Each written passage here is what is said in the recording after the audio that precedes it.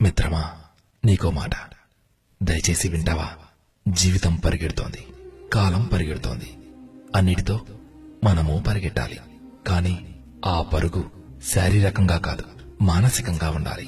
ఆఫీస్కి వెళుతున్నప్పుడు నీతో పనిచేసేవాళ్ళు, ఇంటికి వెళుతున్నప్పుడు నీ భార్య బిడ్డలు, ఊరికి వెళుతున్నప్పుడు అమ్మా నాన్నలు, తోబుట్టిన వాళ్ళు, వేడుకకు వెళుతున్నప్పుడు నీ స్నేహితులు, బంధువులు. ఇలా నీవు చేసే ప్రతి ప్రయాణంలో ఎవరో ఒకరు నీకోసం ఎక్కడో ఓ చోట ఎదురు చూస్తూనే ఉంటారు కదూ.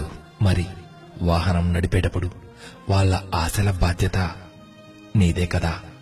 అందుకే వాళ్ళని ఏడిపించడం న్యాయమా? కాదు కదా.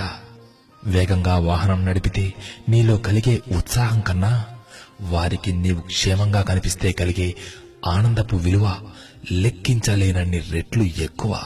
నూతన సంవత్సర వేడుకల్లో మునిగి తేలి వేగంగా వాహనాన్ని నడిపి ఎదుటి వారికి హాని కలిగించకు, నీ ప్రాణాలపైకి తెచ్చుకోకు. బాధ్యత గల భారతీయులు ఇలాంటి పని చెయ్యరు కదా. నీవు క్షేమం కోరే నీ ఆప్తులకు ఈ వీడియోని షేర్ చేస్తూ వారి క్షేమాన్ని ఆకాంక్షించు.